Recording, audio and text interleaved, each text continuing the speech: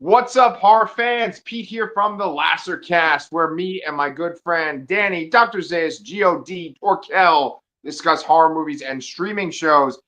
Danny, right now with Predator Badlands in the theater, with the Talamasca on TV, with The Running Man coming out, with Keeper coming out in theaters soon too. And then of course Welcome to Derry also streaming. We are eating well. One might almost say we're eating as well as Pennywise at a preschool. What would you say, Mr. Torkel? Yeah. I mean, there's plenty of other stuff you didn't even mention. I mean, Stranger Things is coming back later this month. Frankenstein just hit Netflix. I like that horror has officially transcended Halloween at this point. Yeah.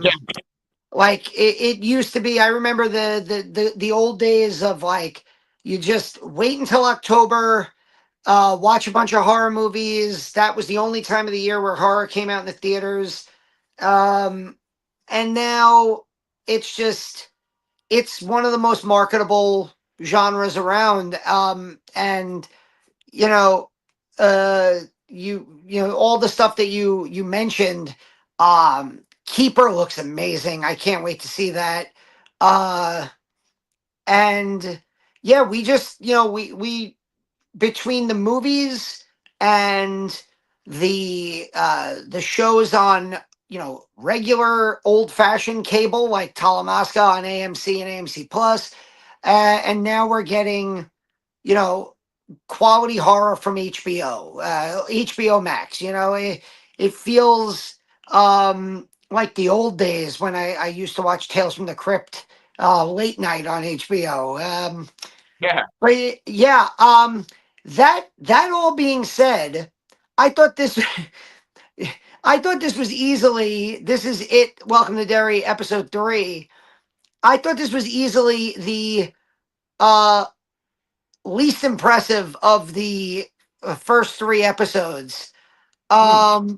To the point where at one point last night as I was watching this, I was like, it almost feels like I'm watching a Ghostbusters show, a lot, or like a live action haunted mansion, rather than it.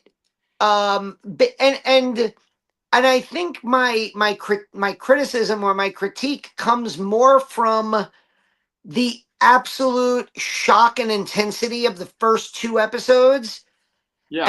and this episode maybe being the absolute calm before the storm that is Pennywise, because this episode does a lot to summon the arrival of Pennywise without actually showing him.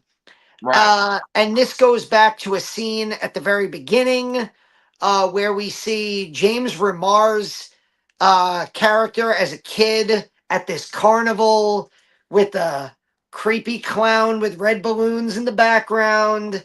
And then there's, it felt like part of this episode felt like a continuation from Muschietti's movies.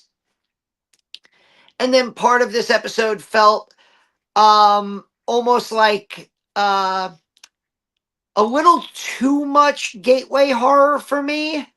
Yep. With that, but you mentioned it in our Talamasca review. You said one thing that this show has that show seems to at least be lacking for now is that the characters are working towards goals, that Yes. there's a world building element, and every character in this show is doing something that makes sense to the bigger overarching plot. And Right. so even though I felt like this was for me the weakest of the 3 episodes so far, I still Yeah. thought this was a good table setting episode for what is almost certainly going to be, some absolute craziness coming up. Because I'm pretty sure he's coming. You know. Yes, yes, yes. Well, so okay, let's just talk about the elephant in the room. Let's talk about that scene that's in the graveyard where there's a bunch of like ghoulish kids, like just like ghoulish characters. And yes, it's very Ghostbusters. It's very the Ghostbusters movie with all the female Ghostbusters, where it's like kind of CGI ghosts and they're just kind of floating down. I totally got that haunted mansion connection that you were talking about too. There's something about the way that that scene is filmed that it's not scary. It's just sort of, I guess it's supposed to be like thrilling, but it kind of fails because it's like the CGI is just sort of too obvious. You know what I'm saying? Like it doesn't feel tangible. Um, and it's at the very end of the episode, so we're kind of jumping ahead. But I think there's a point to be made about this. What worked so well in the scene with what's the African American girl's name? The main Ronnie? one? Okay, Ronnie, where she like, she's like in a womb in her bed at one point in the last episode, and then like she's attacked by her deceased mother. And then what's the girl who's in the mental institution's name? Lily? Lily. Yeah. Yeah. Yeah. That sequence, she's in a grocery store, but yet that sequence becomes so claustrophobic because the shelves like move around her and close her in aisles, right? So both sequences have that feeling of being trapped. This sequence is the exact opposite, where they're like going through a large space and they're moving very quickly, and the things are just kind of swooping down at them. And it's like, oh, they might get them, they might get them. It does kind of get more intense when what's the African American boy's name that is smart? Um, isn't that well, his last name is Hanlon. He's Okay, Hamlin yeah. boy. He takes a picture of Pennywise at the very end. And so there is that feeling. Like I thought that the other boy, who I'm not going to even ask you what his name is, but he's like a Mexican boy that does a ritual with them. Like I feel like someone's drunk uncle at a party just mentioned all these people. But like I thought that he might get it in this episode in that sequence, but Oh, that I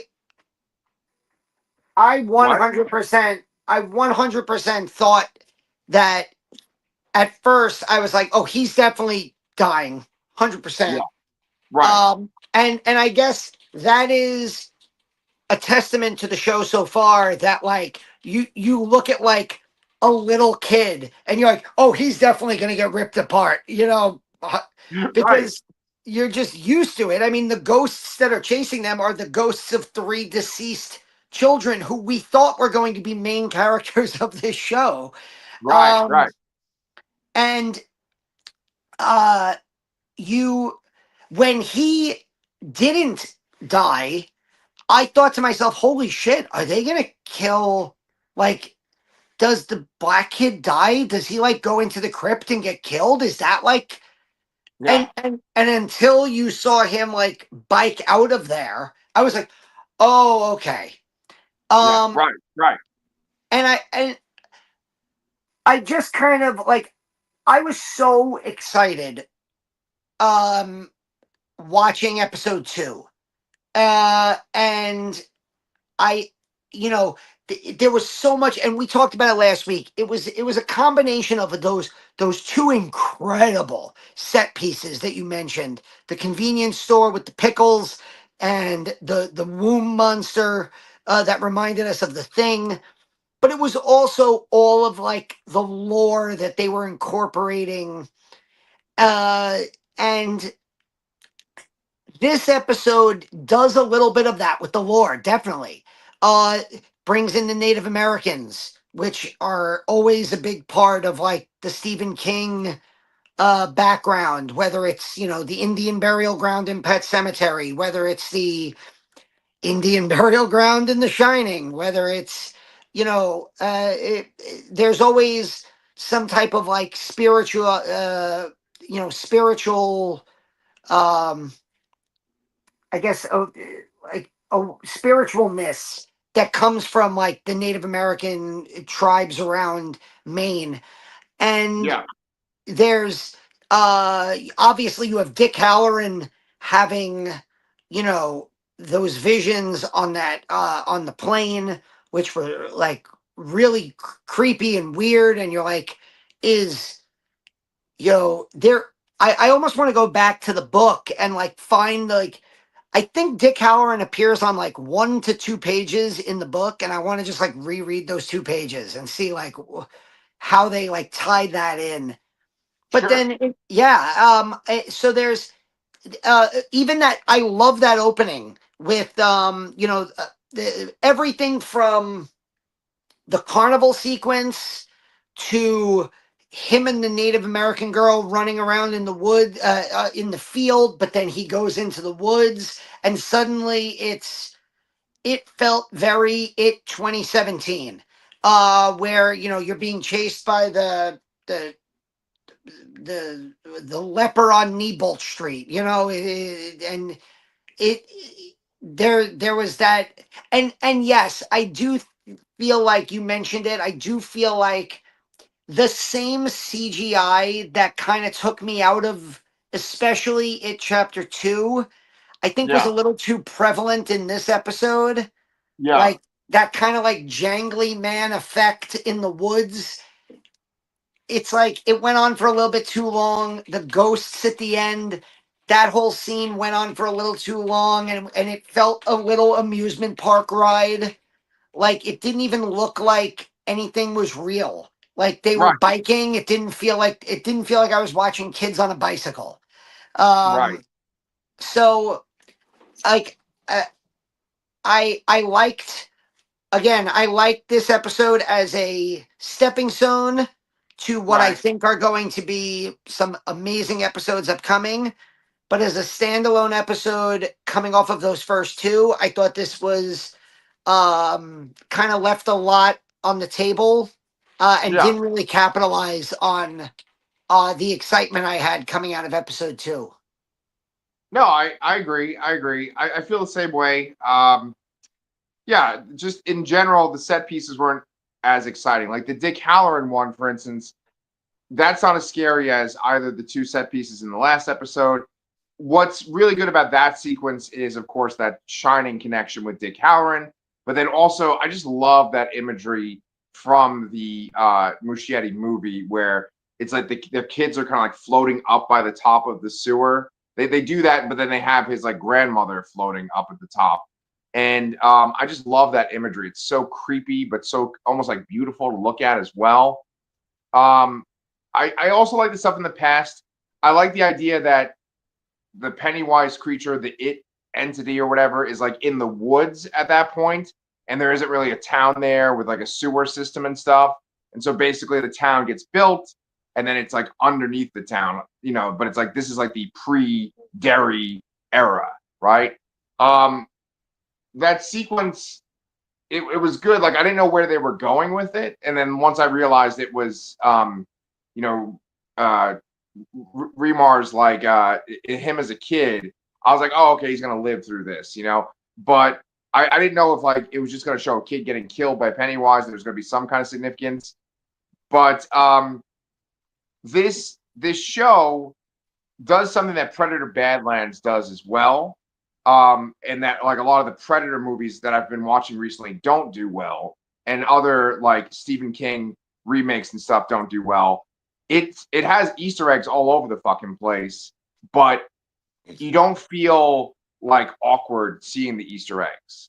Like a slingshot, for instance, is used a lot in this episode, and a slingshot is very important in the It movie and the book and the miniseries, and it's like in another show, in another case, it'd be like too heavy-handed and annoying. But in this, it's like, no, this is the fucking lore. This is this world. And it like to me, everything that could go wrong about this show doesn't go wrong. It like works for me. The only thing is like, I mean, what's our main complaint about this episode is just that like this one sequence wasn't as disturbing and terrifying as the other two episodes. You know what I'm saying? It's like Yeah. I'm okay with that because the acting is fucking great. The writing is great.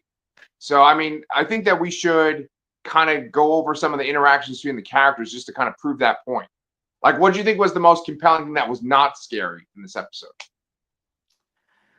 Um, I liked some of the subtle character moments. Like, I liked the moment where Dick goes over for dinner to Leroy and Charlotte's house, and he asks them about like their son, and it kind of like does goes it goes like right past you, like, oh, of course you ask about, their kid.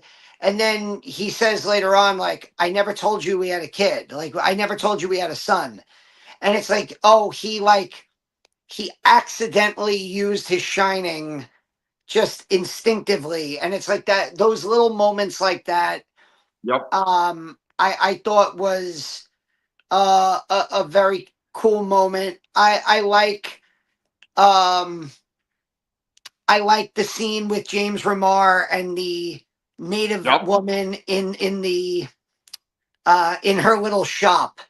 Mm-hmm. And that's another, you mentioned Easter egg. It's not really an Easter egg when they're talking about it, but like the whole concept of like you leave Derry and you forget. And the idea that like he comes in and he's like, I remember you now. And it was so cute because she's like, oh, thanks, I guess. Like you didn't remember me for 40 years and now you just suddenly remember me. But it's like she knows that that's what Derry does to people. Like if Right. you can leave Derry, you forget.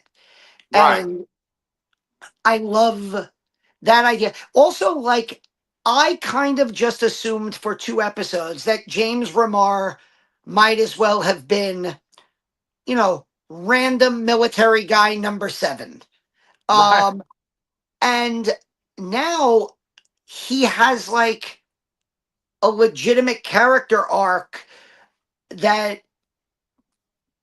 is not just about, finding, these pillars or these, beams or whatever, to look for what the entity came in, Right. but he's got that like long history in Derry, and I think that's I think that's really interesting because I didn't expect that was going to be, you know, I didn't expect that for that character. I thought that he was just going to be like the random military sergeant who brings the characters together to do the top secret military thing. And now we're getting like childhood flashbacks to him. Right. And now there's like all the Native American aspect of like they're trying to take our land. They're messing up our sacred land to do their digging. By the way, did you notice you saw the long walk, right? I did. So her, I guess, grandson he was Collie Parker in The Long Walk. Oh my God. Stephen King, man. But see, that's the thing, right? It's like there's a distinction between the way that Easter eggs are used in a lot of like legacy sequels and then just like being in the world of the story, right? Like James Remar, his character forgetting, that's just because he's a character that's in this setting of Derry, and this happens in Derry. Like I can't tell you by watching all these other Predator movies how many times I've heard people say, "Get to the chopper," right? Like, or you're one ugly motherfucker, right? It's like these random people that have never met Arnold Schwarzenegger's Dutch. They say the exact same things as him. Or like in the Alien movies, and they say things that Ripley says. Like I hate that shit, and it happens all the time. This Or show in doesn't. every Terminator movie, somebody always says, "Come with me if you want to live." Right, right. Well, I mean that kind of makes more sense because it's like something that Kyle Reese says to, Sarah Connor, and it's like that resonates. I get it, but like I just fucking hate that shit where they like pause the movie to be like, look, it's this, it's this. I hate that. This show does not do that. And it like that scene that you were just talking about, you said the two exact fucking scenes I wanted to talk about. You said the scene with Leroy and Dick Halloran, and then James Remar and the Native American woman. Those are the two best scenes in the episode, I thought. And one other part I really wanted to talk about with that Dick Halloran scene is that he describes using the Shining and seeing into Leroy's head when Leroy's life is threatened. And now we know from the previous episode that Leroy has this condition where like the part of his brain that would make him have fear has been damaged, and so he's not going to feel fear. And so Dick Halloran explains like what was going through his head when he was about to die, and it was saying how it was so different. And that's such an intriguing concept unto itself, you know, because a person would normally be like thinking about their loved ones, like, oh, I'm going to lose them, I'm not going to see them anymore. But this guy was like methodically thinking about what he was going to do in that situation. And I think that that just goes to kind of like build up what's going to happen with him in the show. And I just think it's like an interesting thing to ponder too, you know, about human nature. We also found out that Dick was one of the attackers the night that Leroy got attacked on the base, and that maybe that was, some not so subtle racism shown by, you know, James Remar's character of like, I'll just have the black soldiers attack the other black guy. Um, and yeah, so Jesus, calm down, you maniacs. Cats. Yeah. Yeah. I thought that was a really good scene. I think again, when we record back to back and we're doing like two different shows, and we're coming off of a recording of the Talamasca where we're like, we really just wished that the Talamasca itself was more interesting, that they did more. And because none of the characters in the Talamasca are well defined or, interesting. And Right. the difference is we have a show where in this episode, not much happens, Right. but you have really interesting characters. And so uh, I'm kind of just okay to sit back and listen to them talk and see what's going on in their heads and learn about the mission that they're on and all of these things. And it you really see that when you're, kind of reviewing back-to-back shows, and one of them is, at least for now, I would say probably, one of them is here, the other one is somewhere down here. Exactly. Yeah. Yeah, I completely agree. I mean, little small interactions like when you watch a show, when it's a serialized show where every episode is just one part of a story versus a standalone episode, there's going to be scenes where it's just sort of like, we need to do this just to remind people of this situation. So they have the African American girl, her dad, he's in jail, and they have to just kind of show that he's in jail and that he's going to like potentially get the death penalty or something like that, right? That scene is more compelling than it needs to be because like you see his like love for film and stuff. He corrects the one guy about like the cigarettes. He says that like, oh, Lee Marvin smokes these cigarettes in this, or it's like Lee Marvin that does this commercial, right? And then and there's an Easter egg in that one. That was the closest to being like a heavy-handed Easter egg when he's like, "Did you hear what they do to kid killers in Shawshank?" I was like, "Okay, all right, all right." I get it. Shawshank's in Maine, right? Just like Yeah. everything else in fucking. Okay, okay, okay. I'll give him a pass for that since it's like the fucking state. But But like that's a throwaway nothing scene, but yet it's still great, like great acting and great dialogue. You know, go ahead. What are you gonna say? well, no, because that scene you're talking about, I don't think is a throwaway scene, because the whole point of that, you're talking about the jail scene where the cop, the so that scene was, I thought, really interesting because it's very obvious Ronnie's father was not home and was out doing something else, but he doesn't want to admit to what he's doing. So now I think that's an incredibly interesting side plot of like, what would a black man in Maine, which is very racist in the early 1960s, not want to admit he was doing late at night, even though he's being charged with murdering kids? And to me, it rhymes with Schmeich Schmummen. It feels, Oh man, yeah. Danny, I mean, I wish that like I still edited these videos and could take clips from them because you've been giving me some gold tonight. Whether I it's our mean, last recording or this one. yeah. I feel like what Good. what else would a black man be hiding? Right. Like, okay, maybe he's in like uh a like rebel African American group, like a civil rights organization, where he's afraid that the cops will come and arrest everybody. Right. Right. Right. Right. Maybe his wife, he's a single man. His wife is obviously gone.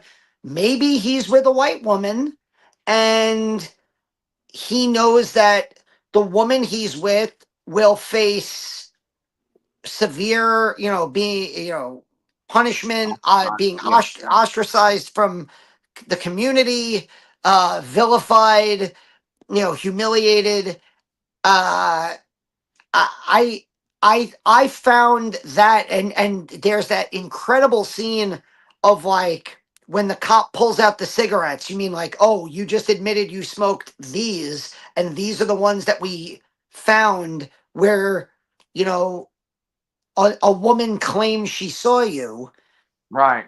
and he has this like look. His look goes from like I was home to all of a sudden he has this like look of like genuine fear, and you're like, what could he possibly be hiding that's worth risking his life? Because he's a black man charged with murdering white kids. I mean, it's obviously it's something that has got to be so out there, especially for that time period. Right. Right. And so that kind of brings us up to the end game for this season, if not for this show, right? Because like they seem to really be focusing on the idea that like there's these events. I mean, you even said this in our last recording that there's the events where like kind of Pennywise is at like his peak or like it's what like summons Pennywise. It's this like horrible event that happens in Derry. So we had the car with the gangsters, which they reference in this episode too. They talk about that event. Um, this event at this time period, the event that's connected to this time period is when like there's a whole bunch of African American people that die in a fire, right? The Ironworks, I think. Okay, okay. So like it because you're right. You have two very good possibilities that you just mentioned. It could be that he's with a white woman and he doesn't want to reveal that, or it could be that he's part of this like group that wants to like get more power in Derry or like fight for rights in Derry. And that one has some credibility to it too, because in that scene with Dick Halloran when he's talking to Leroy's wife, she says some kind of thing of like my outwardly progressive views or something like that, or like my protest. She kind of references the idea that she kind of is outspoken or that she's like kind of advocating for things in Derry, right? Yeah. So I could see her being in that fire and that it's like a group of black people that are trying to like fight for rights in the town and they're there when the fire happens. So I feel like you could go in either direction of what you just mentioned. Yeah. I just again, I feel like I'm repeating myself, but it's there's so much. There's so many interesting little plot points that the show can go in, Yeah. aside from the obvious, which is again like Pennywise is coming, and Right. we saw the photograph of like the hinting of the clown. We've seen aspects of the clown all over, um whether from the very opening scene, way back at that, um you know uh, carnival, in the background. So like there's we know Bill Skarsgård is involved with this show. We know he is in this show. So it's just a matter of time before he shows up. And I have to think that like this is the table setting for next week. That would be my guess, is that he shows up next week. Yeah, yeah. I think there's what, 8 episodes for this season for this show. I think Yeah, so. yeah. Talamasca is 6, and I think this is 8. So we're almost at the halfway point. It kind of would make sense for him to show up in the next one. But I'm fucking digging this show. My Pete on the Street question. It's no Dan on the under the fan question, but my Pete on the Street question about this show got a very big response on TikTok. I was like, oh, that's more than usual. So like, it clearly does have fans. One last thing I want to say is that like a couple of people said that it felt like Stranger Things, like the show felt like Stranger Things. That sequence in the graveyard was like very Stranger Things, you know? Yeah, that I feel like because here's the thing. Stranger Things feels like it. Right. So, Good. like, what made Stranger Things so appealing, season 1, which feels like it was 20 years ago at this point. Right. What makes Stranger Things so appealing was that it was a combination of the Stevens. It was Spielberg and it was King. It was that Amblin Entertainment, E.T. They literally find Elle, you know, standing there with the waffles in the first episode, and it's like they take her in and they actually treat her like she's ET. They dress her up, they hide her in the closet. So it's a lot of that, but then it's also a lot of like young kids, very losers club esque kids who are friends who play nerdy games and Right. are battling evil monsters. So Right. Stranger Things was very much taking from the at least the 1990 opening, part of it with the kids. So Right. for now to come all the way full circle where the It TV show is feels like Stranger Things, it feels like the universe is kind of like, yeah, Yes. Au Stephen revoir. King, it feels like a Dark Tower, the beam is in motion kind of thing. Yes. And that's you make a very good point. I didn't even think of that, man, but I'm really glad that you brought that up, right? Because this is the OG, right? So yeah, good point. And I think that's a good point to kind of wrap it up too. Unless did you have anything else you wanted to say about this episode? Nah, I'm good. Okay. Well then it's that time for you to do some plugging. All right. Well, obviously, Talamasca, we just recorded an episode reviewing episodes 2 and 3 of that show. Episode 4 is out now. We'll be back with episodes 4 and 5 next week. Aside from that, we have this is our third episode of It Welcome to Derry. We are going to be getting together with Brian very soon to record a review of Predator Badlands, which is out in theaters now. Plus, I have a short review of that on the channel, spoiler free. Um, I have a spoiler free review of Guillermo del Toro's Frankenstein, which is up on Netflix. We have an interview with David Weiner from In Search of Darkness. We have a bunch of shorts, a bunch of Pete on the Streets, a bunch of Dan's Under the Fan. And we will. We started this review talking about all the upcoming exciting stuff from Stranger Things to The Running Man to Keeper to more Talamasca, you name it. We're going to be busy the next couple of weeks and months. That's right. So make sure that you subscribe to the Lastercast. Give us a like too. We cater to all people in the audience, whether you're African American, Asian, whatever you are. If you're a Schmeich woman, we are here for you with our content. See you guys real soon.